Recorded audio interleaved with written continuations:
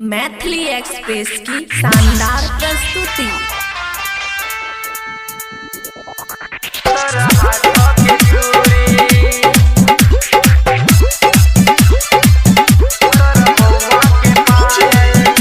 खुशी recording studio बलुआहा। चमक छम छमक तोर बउआ के पायल, खनक खन खन को तोर हाथ के चूड़ी, मारे चौकिन दियालाई ते देखे में कमाल के चल छका शहर में आनो जो गोबया। चमक छम छमक तोर बउआ के पायल, खनक खन खन को तोर हाथ के चूड़ी।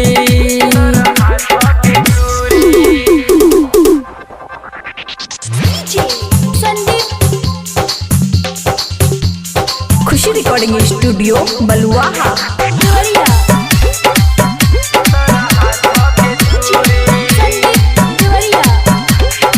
ऐसन यार तोरा कबो न मिले तो छोड़ के जइबे तो बड़ी पछतइबे।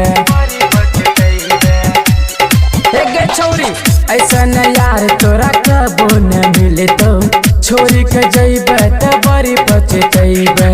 कैसे समझइयो कैसे मनइयो मन हमरो बा, तोरा हमें घुमइबो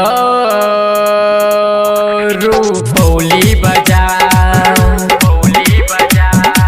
चमक चम चमक तोर होठवा के लाली,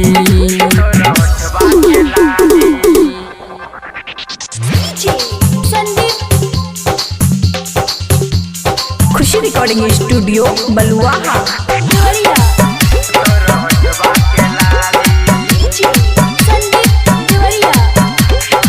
शाम सवेरे तोरा सूरत हम देखबो, सूरत देखी के अपन जीरा जुड़ैबो।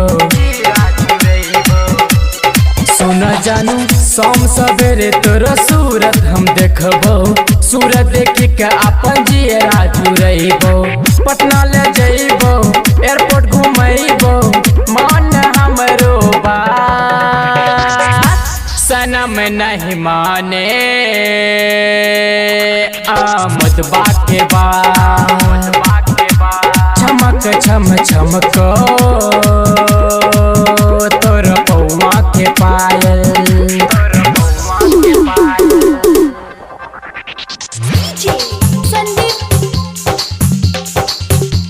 खुशी रिकॉर्डिंग स्टूडियो बलुआहा।